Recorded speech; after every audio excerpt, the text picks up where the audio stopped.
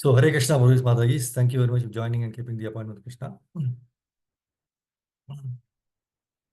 Today is 6th of November 2024, and we'll be discussing from 4th Canto, 8th chapter, verse number 27 and 28. Om Namo Bhagavate Vasudevaya.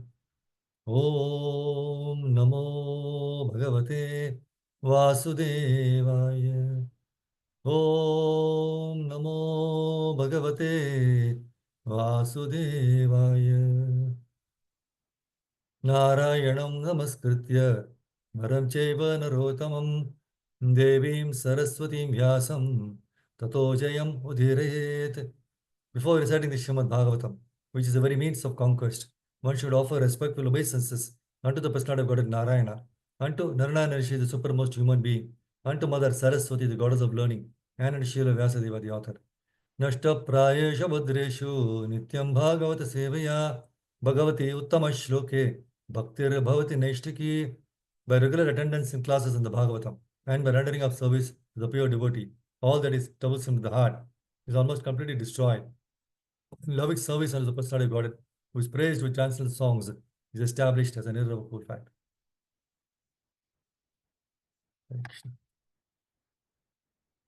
Let us recite the verses. So this is from 4th Canto, 8th chapter. The two verses we will be discussing today is 27 and 28.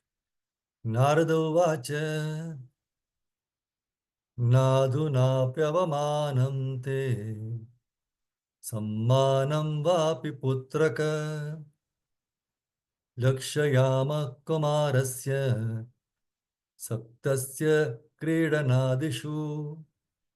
Narado Vacha Nadhunapyavamanam te Sammanam vapi putraka Lakshayama kumarasya Saptasya Kridanadishu. Any two of you can recite. Please go ahead. Hare Krishna Prabhuji, Dandvat Pranam, may I? Yes, ma'am. Narada Uvacha Nadhunapyavamanam te Sammanam vapi putraka Lakshayamah kumarasya Saktasya kridanadishu. Hare Anybody, Krishna. one more of you can do. Anybody, any one of you can recite. Okay. What are the synonyms word to word meaning? Narada Vacha, great sage Narada said, No, not. Aduna, just now. Api, although. Avamanam, insult. Te, unto you. Sammanam, offering respects. Va, or. Api, certainly. Putraka, my dear boy. Lakshayamaha, I can see. Kumarasya, or boys like you. Saktasya, being attached. Kridana Adishu, to sports and frivolities. Translation and purport by Divine Geshe Prabhupada. Shri Prabhupada ki jai. Please hear the translation and purport. The great sage Narada told Dhruva, My dear boy, you're only a little boy whose attachment is to sports and other frivolities. Why are you so affected by words insulting your honor? Purport. Ordinarily, if a child is rebuked as a rascal or fool, he smiles and does not take such insulting words very seriously. Similarly, if words of honor are offered, he does not appreciate them. But in the case of Dhruva Maharaj, the Kshatriya spirit was so strong that he could not tolerate a slight insult from his stepmother, which injured his Kshatriya prestige. Jai Shri Prabhupada ki jai. The 28th verse. Vikalpe vidyamanepi nahya santosha hetavah pumso moham rite bhinna yalloke nija karma bihi. Vikalpe vidyamanepi nahya santosha hetavah pumso moham rite bhinna yalloke nija karma bihi. Is any one of you can recite this verse? Yes, Hare Krishna Prabhuji. Yes, Mataji.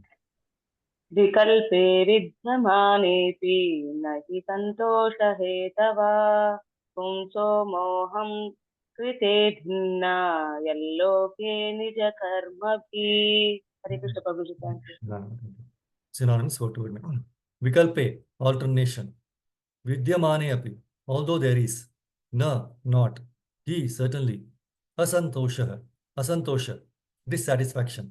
Hetavaha, causes. Pumsaha, of the persons. Moham rite, without being illusioned. Bhinnaha, separated. Yat loke, within this world. Nija karma bihi, by his own work. Translation purport Vijwan Geshir Prabhupada ki jai. So please hear translation purport. My dear Dhruva, if you feel that your sense of honor has been insulted, you still have no cause for dissatisfaction. This kind of dissatisfaction is another feature of the illusion energy. Every living entity is controlled by his previous actions. Therefore, there are different varieties of life, enjoying or suffering. Purport.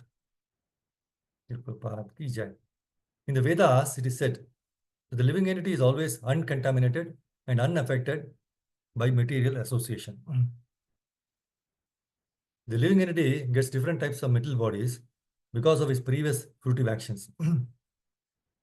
If, however, one understands the philosophy that as a living spirit soul, he has an affinity for neither suffering nor enjoyment, then he is considered to be a liberated person. It is confirmed in Bhagavad Gita 18.54. Brahma Bhuta Prasannatma. When one is actually situated on the transcendental platform, he has nothing for which to lament and nothing for which to hanker. Narada Rishi, first of all, wanted to impress upon Dhruva Maharaj that he was only a child. He should not have been affected by the words of insult or honor. And if you are so developed as to understand honor and insult, then this understanding should have been applied in his own life.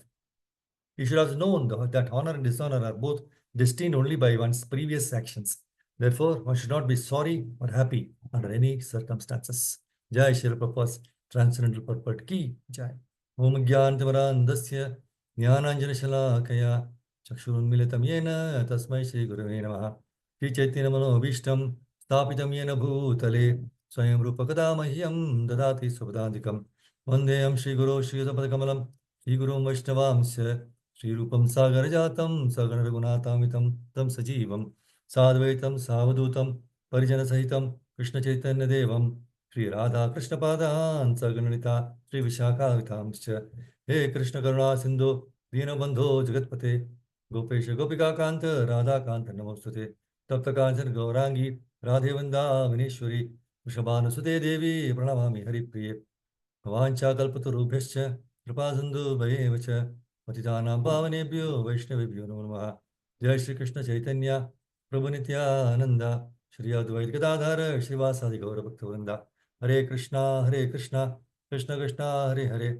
Hare Rama Rama Rama Hare Hare Yonta Pravishya Mabhasha Mimam Prasuptam Sanjeevayate Kila Shakti Dharasvadhamna Anyam Chahasta Charana Shravanakagadin Prana Namo Bhagavate Purushaya Tubhyam Mukam Guru Divacharam Pangam Nagetiviram Yakripatamam Dharma Namo Vishnu Vishnu Vishnu Vishnu Mahashku Samani Namo Vishnu Vishnu Bhakti Vasam Vishnu Jai Sri Krishna Chaitanya Prabhu Nityananda. So Hare Krishna Prabhu Mataji, welcome again. So this chapter is entitled Dhruva Maharaj leaves home for forest. So we already saw, especially in the, first of all, in the fifth verse, the first, second, third, and fourth verse, right? Where in the fifth verse he says, Maitreya Muni is telling to Vidura, I have summarily explained the causes of devastation. And in the sixth verse, Maitreya continues, he is telling, now I shall describe to you the descendants of Swayambhava Manu.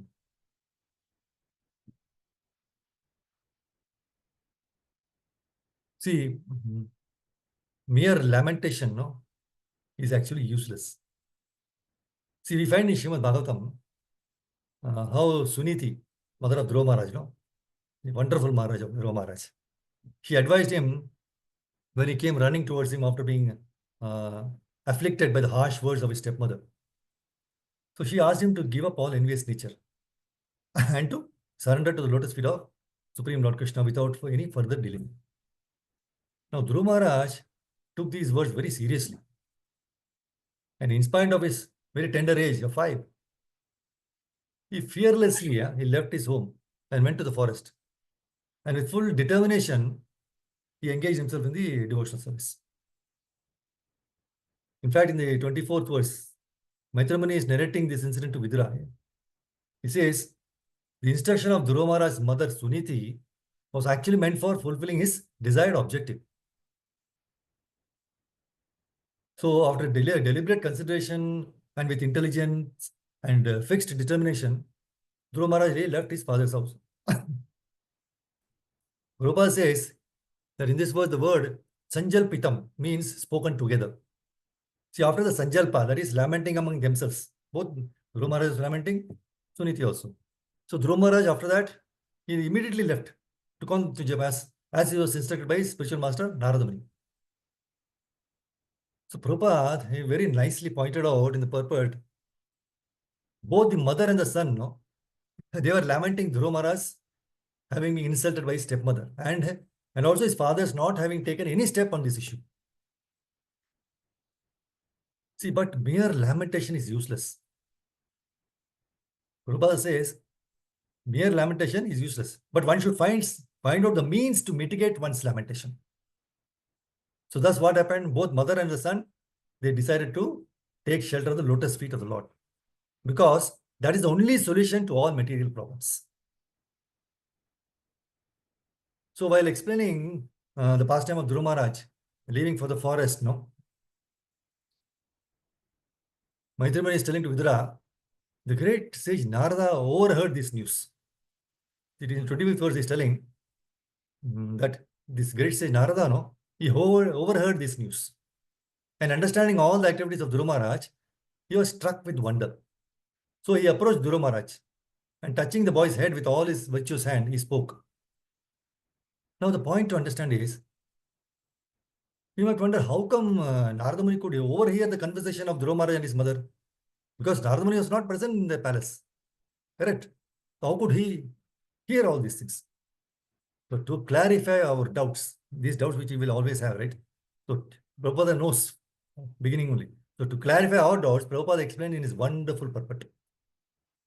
The Supreme Personality of Godhead is present in everyone's heart. And as soon as he understands that a living entity is serious about entering devotional service, this point is very important. Krishna is present in everyone's heart.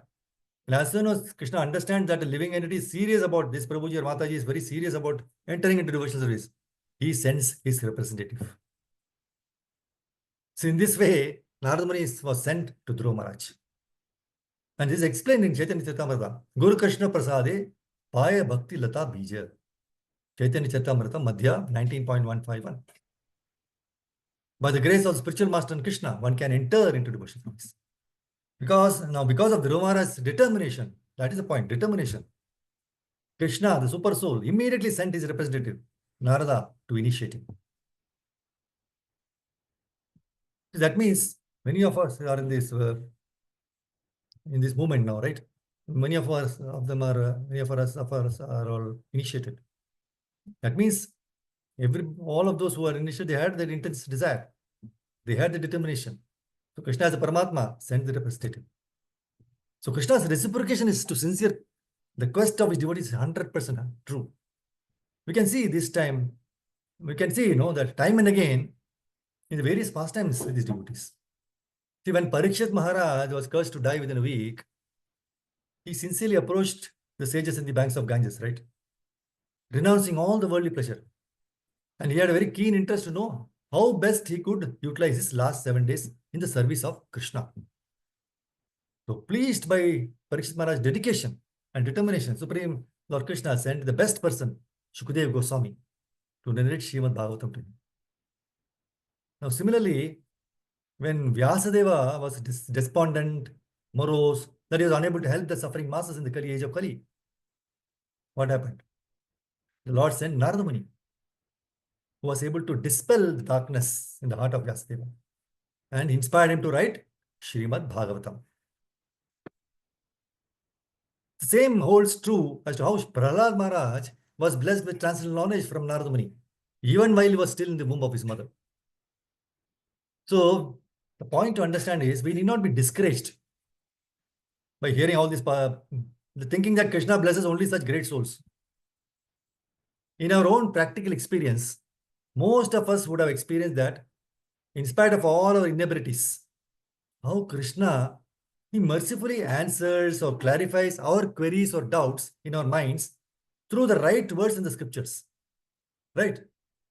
See, we might not have been even opened the scripture with the intention of finding the answer. But by His grace, the Lord perfectly arranges so that the right verse appears before us. You might have already spoken, right? We suddenly we say, Prabhu, I was having so many doubts, I was thinking like this, like that. Then I just started reading the right verse which comes to solve your problems. So let us all remember the Lord's mercy always and approach Him with a sincere feeling.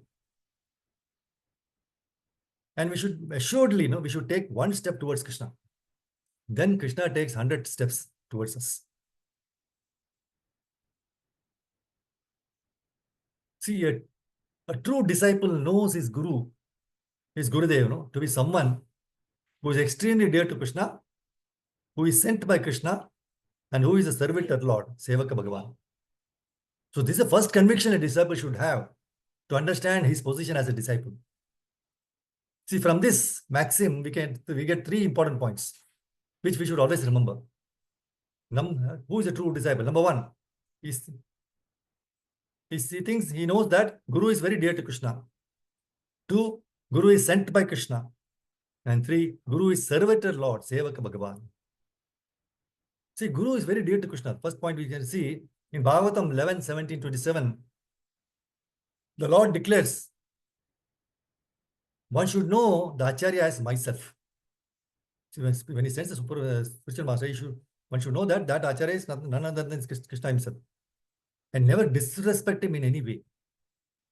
One should not envy him, thinking him an ordinary man. For he is the representative of all the demigods. See, all living entities are part and parcel of Krishna. And spiritual master in particular is very, very dear to Krishna. So many times when we make the mistake, of thinking the spiritual master to be an ordinary soul like us, that is very wrong. Aparad actually. So Vaishnava's actions are inconceivable. So sometimes we try to judge them with our foolish materialistic mind and treat them casually. This is not correct.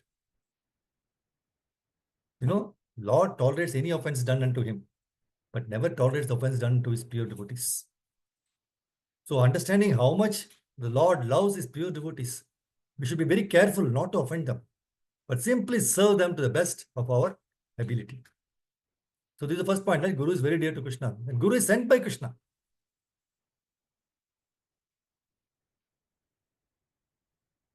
See, my Guru Maharaj, he was in India initially, but later on he was staying in London for so many years. And in later years, he was mostly staying in Dwaraka, Rajkot, Mumbai. But see, other devotees they were all staying in different parts of the world.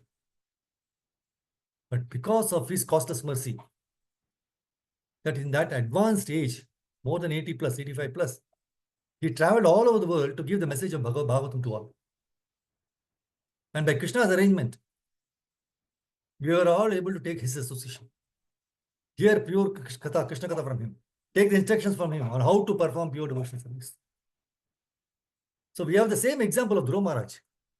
How Narada Muni was sent to him at the right time by Lord Krishna. So the Supreme Personality, as we just read, is the heart of everyone.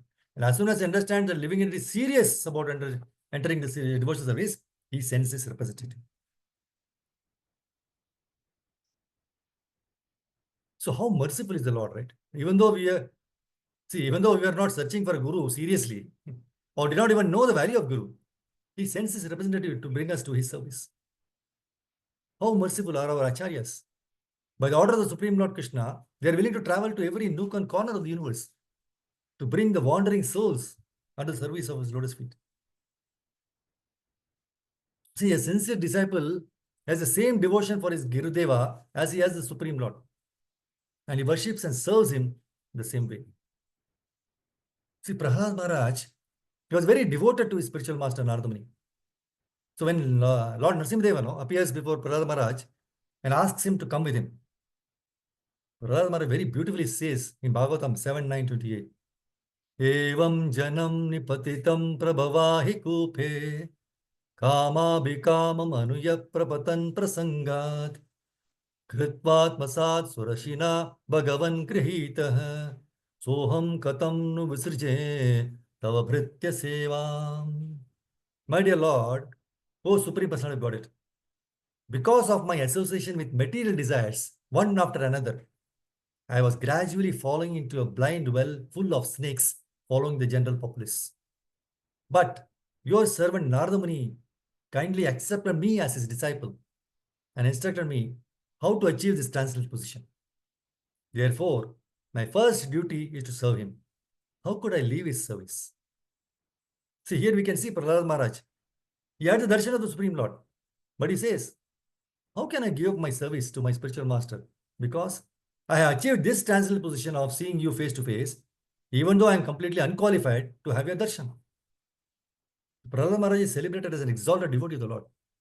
But his exalted quality is exhibited by his greatness of being humble disciple of Narada Muni. So all glories to Shri Prahlad Maharaj and Narada Muni because both of them are exalted. Exalted spiritual master and exalted disciple. So the purport of this verse, Prabhupada very nicely says, the first service should be rendered to the spiritual master so that by his mercy, one can approach the Supreme Personality of Godhead to render service. See, while teaching Rupa Goswami, Chaitanya Mahaprabhu said, Guru Krishna Prasade Paya Bhakti Lata Bija. One can achieve the seed of devotional service by the mercy of the Guru, the spiritual master, and then by the mercy of Krishna, and then only. So this is the secret of success. So first one should try to please the spiritual master. Then one should attempt to please the Supreme Personality of Godhead. Vishwanatha Chakravarti Thakur also says, Yasya Prasadat Bhagavat Prasadu. One should not attempt to please the Supreme Personality of Godhead by any concoction. One must first be prepared to serve the spiritual master. And when one is qualified, is automatically offered the platform of direct service to Krishna. So therefore, Prahlad Maharaj proposed that he engage in service of Narada Muni. He never proposed that he engage directly in the service of the Lord. The very nice pastime, which very nicely brings out how the Lord is very pleased when a disciple sincerely serves his Guru with devotion. See, thousands of years ago, in Sri Rangam, there was a disciple by the name Vaduga Nambi, whose spiritual master was Srila Ramanujacharya.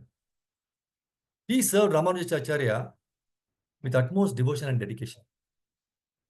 So, no, Vaduga Nambi's service was, what was his service? Was to give warm milk every day to his spiritual master in the night. That was his only service. So, this service was done by him with full dedication and devotion. And it was uninterrupted and unmotivated. So, Vaduga Nambi was staying with his spiritual master in the ashram. See, the Utsav deity of Lord Ranganath, it would daily go through the streets of Srirangam to give darshan to all devotees in the night. So the Lord goes in his chariot, and every day the Lord also passed through the ashram of Srila Ramanujacharya. So all the disciples of Srila Ramanujacharya would come out of the ashram and take darshan of the Lord with full devotion and dedication. But Vaduga Nambi never used to come out to have the darshan of the Lord. Now the other disciples were criticizing Vaduga Nambi for being offensive to the Lord because he didn't come out. The Lord cannot tolerate the criticism of his dear devotee, and therefore decided to reveal the Guru Bhakti of Vaduga Nambi to all the disciples. So on one particular day, the Supreme Lord, that is when the chariot was going, when he stopped at Ramanujacharya's ashram, and he decided not to move from there. Now the devotees were trying to move the rath. It was not moving at all. They were wondering, it was becoming late, and they were very anxious not to do the Shayana Arti and make the Lord sleep on time so that he can be awakened early in the morning for darshan. Srila Ramanujacharya understood the whole pastime of the Lord. He called upon his dedicated disciple, Vaduga Nambi, to come out of the ashram and take darshan of the Lord. After giving milk to Srila Ramanujacharya, Vaduga Nambi came out and he took darshan of the Lord. Immediately the Lord's wrath moved to the temple. So the other disciples of Ramanujacharya were ashamed and asked forgiveness from Vaduga Nambi. So this is, see, the Guru and Shishyas, very dedicated and sincere services. See, whatever is done in Krishna consciousness knowingly or unknowingly, it will have its effect. Whatever. See, children who bow down or try to vibrate Krishna's names or clap during Kirtan are actually accumulating so much in their bank account of Krishna consciousness. See, fire will act, whether one is a child or an adult. If a child touches fire, the fire will burn. The fire does not say, oh, I will not burn you, he is a child. Fire does not know. No, the fire will act as fire. Similarly, Krishna is the Supreme Spirit. And if a child partakes in Krishna consciousness, he will be affected. Krishna will act, whether the child knows or does not know. So every living being should be given a chance to partake of Krishna consciousness because Krishna is there and he will act. Therefore, everyone is being invited to come and take prasada because this prasada will someday take effect. That's why we used to invite maximum people to our programs and give prasad. See, actually, Dhruva Maharaj initially he searched for God in order to attain his father's kingdom. Now, Dhruva Maharaj's mother was rejected by his father, and his stepmother resented his sitting on his father's lap. She, in fact, forbade him to sit on father's lap because Dhruva Maharaj was not born from her womb. Suruchi, right? Suruchi's stepmother. So, although only 5 years old, Dhruva Maharaj was a Kshatriya. And he took this as a great insult. Being a Kshatriya, he took this as a great insult. So, going to his own mother, Suniti, he said, Mother, my stepmother has insulted me by not allowing me to sit on my father's lap. And Dhruva Maharaj started crying. And his mother said, My dear boy, what can I do? Your father loves your stepmother more than he loves me. I can do nothing. The Dhruva Maharaj then said, But I want my father's kingdom. Tell me, how can I get it?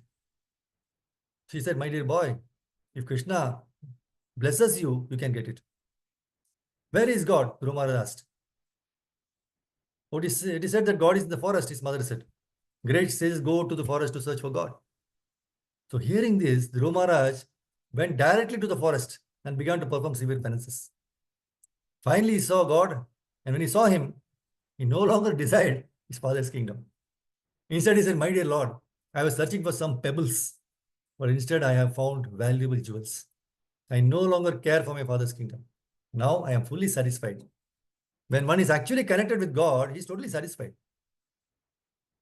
And his satisfaction is infinitely greater than the so-called enjoyment in this material world.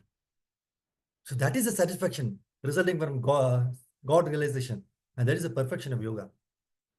See, when a person is fully engaged in the transcendental loving service of the Lord, he is pleased in himself. And he no longer is engaged in the sense gratification or in any fruitive activities. Otherwise, one must be engaged in sense gratification because one cannot live without engagement. It is impossible to stop or cease all activities. It is our nature as living entities to act.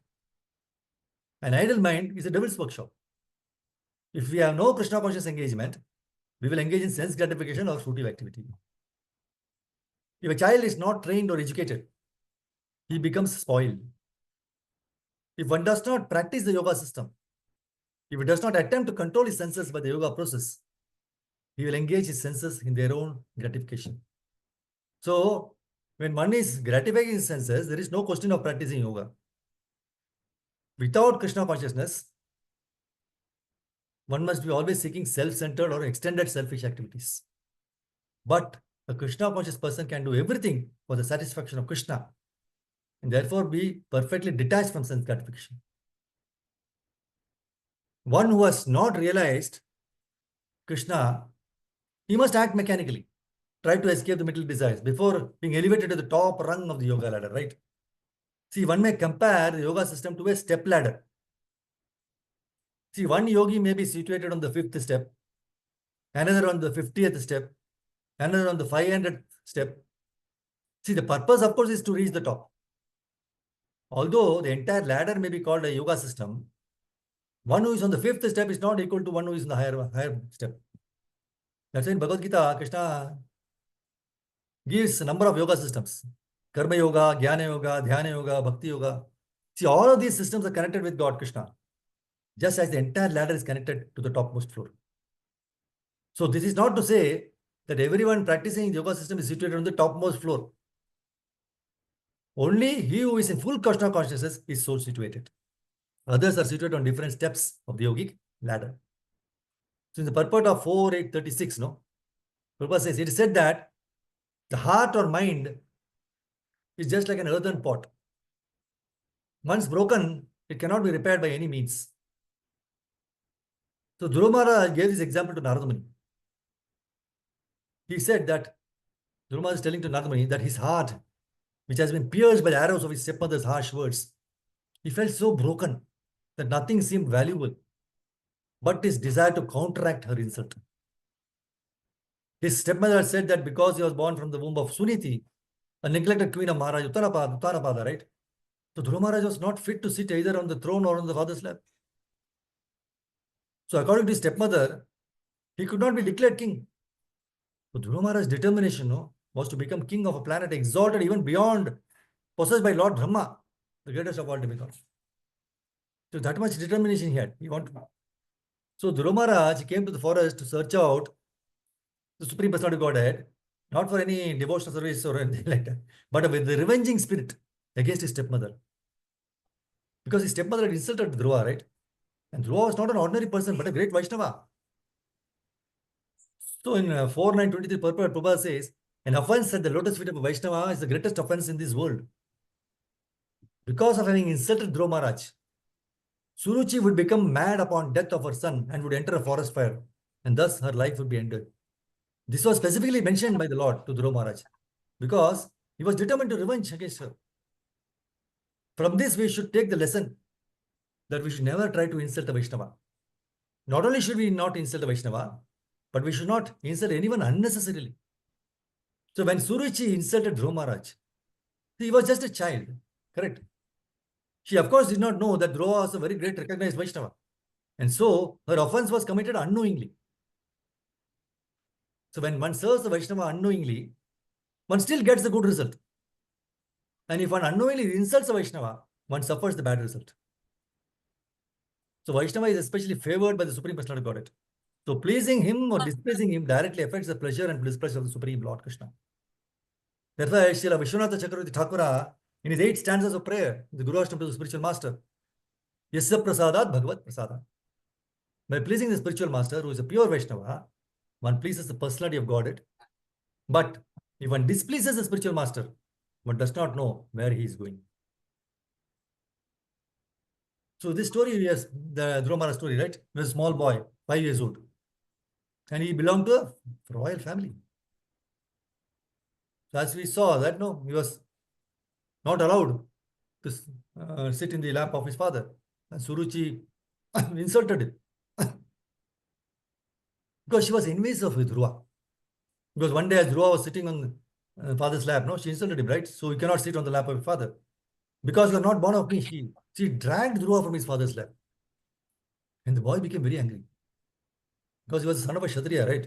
And Kshatriyas are not for their quick tempers. So Dhruva took this to be a great insult.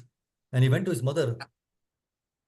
Dear mother, my stepmother has insulted me by dragging me from my father's lap. So she said, son, what can I do? I am helpless. And your father no longer cares for me. So Dhruva asked, well, how can I take revenge? My dear boy, you are helpless. Only if God helps you, you can take revenge. Oh, where is God? Dhruva was asking. He was totally perturbed, right? He said, so she said, I understand so many sages go to the jungle and forest to see God. They undergo great penance austerities not to find God there. At once, Dhruva went to the forest, began asking the tiger and the elephant, oh, you are God? Are you God? In this way, he is questioning all the animals. Seeing that, Dhruva was very much inquisitive. Krishna sent Narada Muni to see about this situation. Narada quickly went to the forest and found Dhruva. I think there is one just told on somebody's.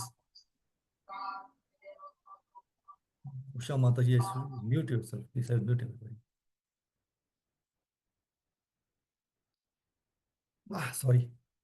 So Dhruva Maharaj in his Narada Muni was sent by Krishna. So Narada Muni saw Dhruva Maharaj. He said, Narada Muni said, my dear boy, you belong to the royal family. You cannot suffer all this penance and austerity. Please return to your home. Your mother and father are very much anxious for you. What the reply of Dhruva Maharaj is, please don't try to divert me in that way. If you know something about God, if you know how I can see God, please tell me. Otherwise, go away, don't disturb me. So when Narada Muni saw that Dhruva Maharaj so determined, he initiated him as a disciple and gave him the mantra, Om Namo Bhagavate Vasudevaya. Dhruva chanted this mantra and became perfect. And Krishna came before him. That's why we saw in the chapter, right? When he opened his eyes, when Krishna is in front of him, he could not say anything. He wanted to glorify the Lord, but he did not. Players did not come into. So what Krishna, knowing as a Paramatma, he touched his forehead with the conscience. That's a Yonta Pravisha, right? So, my dear Dhruva, what do you want? Now Krishna is asking him. You can take from me whatever you want. Dhruva Maharaj said, my dear Lord, I was undergoing such severe penances simply for my father's kingdom and the land. But now I have seen you. Even the great sages and saints know they cannot see you. So what is my profit? I left my home to find merely some scraps of glass and rubbish. And instead I have found a very valuable diamond. Now I am satisfied. I have no need to ask anything of you. So even though one may be poverty-stricken or in distress, if he goes to Krishna with some determination as Dhruva Maharaj, intent on seeing Krishna and taking his benediction, and if he happens to see Krishna, he will no longer want anything material. He comes to understand the foolishness of material possessions. And he puts the illusion aside for the real thing. So when one becomes situated in Krishna consciousness, like Dhruva Maharaj, he becomes fully satisfied and doesn't want anything.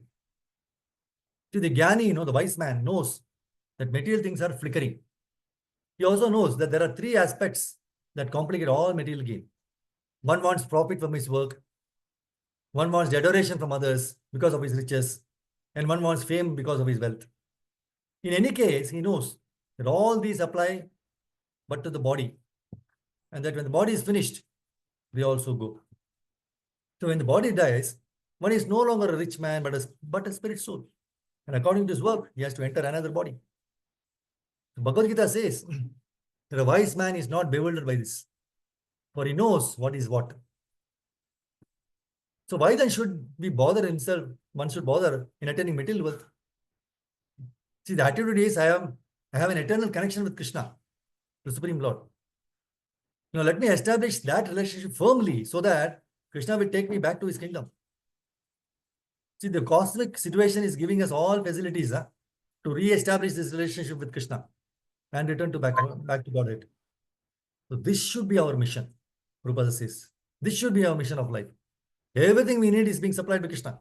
Land, grain, fruits, milk, shelter, clothing. We only have to live peacefully and cultivate Krishna consciousness. Very nice statement, right? Prabhupada says, we only have to live peacefully and cultivate Krishna consciousness. See, in the purport of 28th verse, we saw, right? Prabhupada says, the living entity gets different types of material bodies because of his previous fruitive actions. If, however, one understands the philosophy that as a living spirit soul, he has an affinity for neither suffering nor enjoyment, then he is considered to be a liberated person. So it is confirmed in Bhagavad Gita 18.54, Brahma Bhutas Prasannatma. When one is actually situated on the transcendental platform, he has nothing for which to lament and nothing for which to hanker. See, the living entity was received his present body because of his past fruitive activities. It may end the results of his actions in this life, but this does not mean that he is liberated from bondage to material bodies.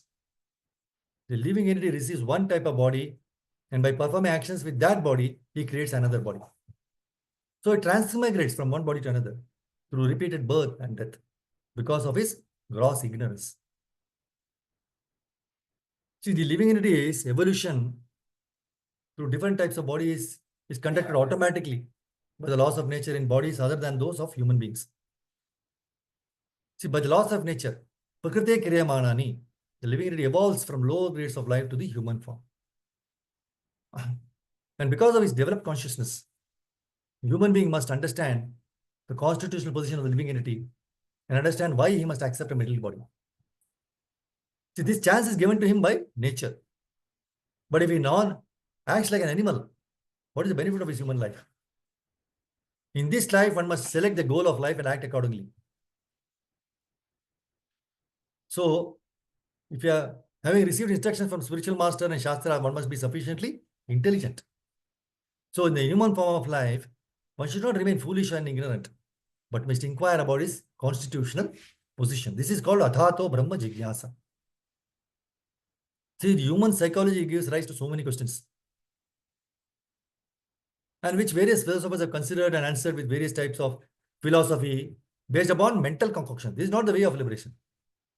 Vedic instruction says, Tad Vijnanartham sa gurum eva bhikachet. To solve the problems of life, one must accept a spiritual master. Tasmat gurum prapadyeta jigyasu shreya uttamam. If one is actually serious in inquiring about the solution to material existence, one must approach a bona fide guru. Bhagavad Gita 4.34 Tadvidi pranipatena pariprashnena sevaya upadekshanti te jnanam jnaninas tattva darshanaha. Just try to learn the truth by approaching a spiritual master. Inquire from him submissively and render service unto him. The self-realized soul can impart knowledge unto you because he has seen the truth. See, we cannot remember what we were in our previous lives. And nor do we know what we are going to become in our next life. But it is a fact that as spirit souls, we are eternal. We existed in the past, we exist at the present time, and we shall continue to exist in the future. So Krishna explains in Bhagavad Gita 2.12, O Arjuna, you, I, and all of these persons who are assembled on this battlefield have existed before, and we shall continue to exist in the future. So this is the preliminary understanding in spiritual life, knowing I am eternal. So as spirit souls, we do not take birth, nor do we die. Na jayate mriyate va kadachit. Second chapter Bhagavad Gita. So we are not finished with the destruction of the material body. Na hanyate hanyamane sharire. So the destruction of the body is going on already. Try to understand this. Destruction of the body is already going on. Our childhood body is now destroyed. You cannot find that body. Our youthful body is also destroyed. We cannot find it anymore. Same way, our present body will also be destroyed, and we shall get another body. Tatha dehantar praptihi. So when the soul transmigrates, the gross body is lost. The gross body is made of matter, and anything material will eventually be finished. So that is the nature of matter. But the spirit soul is never finished. So we are changing bodies one after another. So why are there different types of bodies? Because the living entity, the spirit soul, is contacting various modes of material nature. And according to what modes are influencing him, the living entity develops a gross body. So we have acquired our present body because of our past activities. Karmana deva netrena janto dehopapattaye. One gets a particular type of body according to his past karma or material activities. So nature acts automatically according to our karma. See, suppose you contract some disease. Nature will act. You will have to develop that disease and undergo some suffering. Similarly, when we come under the influence of the modes of material nature and perform karmic activities, we must transmigrate from body to body, right? So nature's law works so perfectly. So now when we come to the civilized human life, we should ask, why am I suffering? The problem is that because we are under the spell of Maya, illusion, we take suffering to be enjoyment. Maya means that which is not. We are thinking we are enjoying, but actually we are suffering. See, in this material body, we have to suffer. We suffer on account of the body. Severe cold, scorching heat. See, we feel these things on account of the body. See, under circumstances, we feel pleasure. In Bhagavad Gita 2.14, Krishna says, Matra sparshastu kaunteya, shitosha sukha dukkha daha, agama payino anityas, tam stitikshasva bharata. Material happiness and distress are caused by the body. They come and go just like seasonal changes. So do not be disturbed. Try to tolerate them. See, as long as we are in this material world, no, happiness and distress will come and go. So we should not be disturbed by them. Our real business is trying for self-realization. That must go on and it must not stop. Self-realization is the goal of human life. Suffering and so-called happiness will go on as long as we have a material body. But we must come to the knowledge that I am not the body, I am the spirit soul. I got this body because of my past activities. That is knowledge. See, now a sensible man should consider, now since I am a spirit soul and my body is simply a covering, is it not possible to end this process of transmigration from body to body? This is human life, inquiring how to stop the contamination of the material body. Unfortunately, people in the modern so-called civilization, no, they do not ask this question. They are mad after gratifying the senses of the body. So they act irresponsibly. As is beautifully given in Bhagavatam 5:5-4. Nunam pramatta kurute vikarma. Sorry. Nunam pramatta kurute vikarma. Yad indriya pritaya appanoti. Na sadhu manye yata atmano ayam. Asannapi kleshada asa deha. People who act only for the sense gratification are certainly mad. I'm not telling Bhagavatam 5:5-4 it is telling. People who act only for sense gratification are certainly mad. And they perform all kinds of abominable activities. In this way, they ensure their transmigration from body to body perpetually and thus experience all kinds of miseries. We do not understand that the body is always kleshada. It always gives pain. For the time being, we may feel some pleasure, but actually the body is a reservoir of pain. It is a reservoir of pain.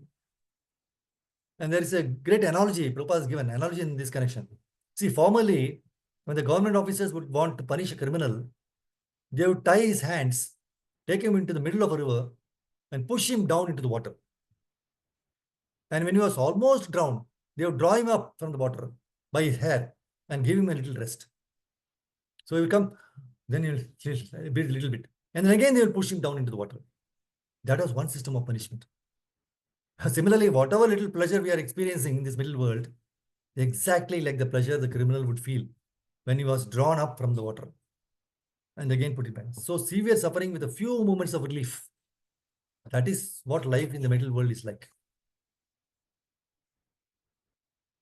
And the purport of the 20th verse which we are discussing today, it says, Prabhupada, you should have shown that honor and dishonor are both destined only by one's previous actions.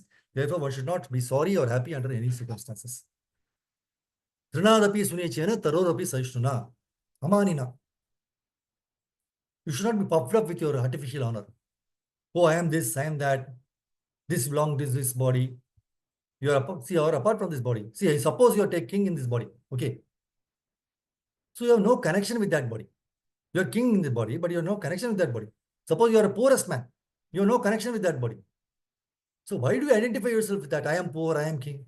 You are neither king, neither poor. You are spirit soul. Therefore, amanina. You should not be hankering after these temporary honors of this material world. Honor or dishonor, same thing.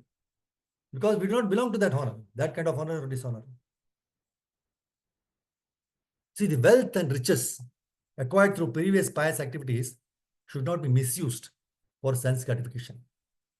Enjoying them for sense gratification is like enjoying the fruits of a poisonous tree. Such activities will not help the conditioned soul in any way, neither in this life nor in the next. But if one engages his possessions in the service of Krishna, under the guidance of a proper spiritual master, he will attain happiness both in this life and in the next. So unless he does so, he eats the forbidden apple and thereby loses his paradise. So Krishna therefore advises that one's possession should be given unto him. Yat karoshi yat dashnashi, yat johosi dadasi yat tapaswasya kaunteya, tat kurushva madarpanam. O son of Kunti, all that you do, all that you eat, all that you offer and give away, as well as all austerities that you may perform, should be done as an offering unto me. 9.27 Bhagavad Gita says.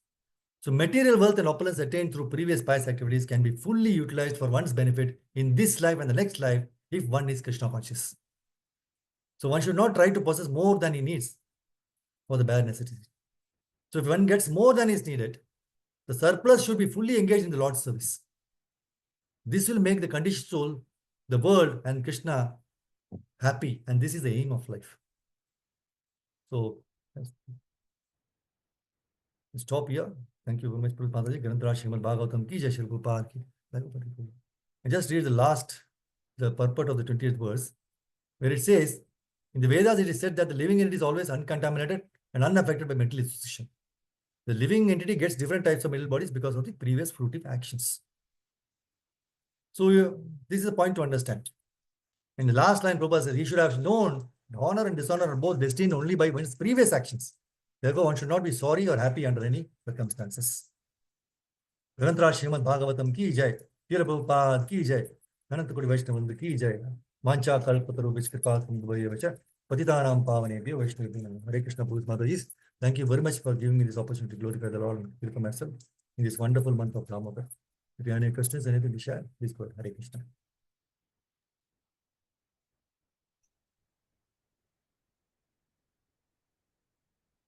Hare Krishna, Guruji. Thank you very much. Thank you, Mother. Hare Krishna, Prabhu. Thank you so Hare much Krishna. for wonderful explanation. Wow, you've been quoting, from Srimad Bhagavatam, Bhagavad Gita, and all of that cross references make it really, really more understanding. So, thank you so much, Prabhu. Hare Krishna. Thank you. Thank you, Hare Krishna. Hare Hare Krishna, Krishna, Shambhu. Hare Krishna, Prabhu. Dandavat Pranam. Dandavat, Hare Krishna. Nice. How are you, Prabhu? Hare blessings, Prabhu. Hare Krishna. Thank you, Prabhu. Hare Krishna, Prabhu. Dandavat Pranam. Thanks for nectarian class. Thank you, Prabhu. Hare Krishna. Dandavat. Thank you, Prabhuji. Dandavat Pranam. Thank you, Mataji. Hare Krishna. Hare Hare Krishna, Krishna, Prabhuji. Prabhuji. Thank you Thank very you. much. Hare Krishna. Thank you very much. Okay, if you don't have any questions, anything to share, we'll stop here. Thank you very much. Hare Krishna. Thank you, Prabhuji. Thank you, Mataji. Hare Krishna. Hare Krishna, Prabhuji. Thank you. Thank you, Hare Krishna. Dandavat Pranam, Prabhuji. Thank you so much. Hare Krishna. Hare Krishna, Prabhuji. Dandavat Pranam. Thank you, Prabhuji. Thank you very much. Hare Krishna. Take care, be safe. Hare Krishna.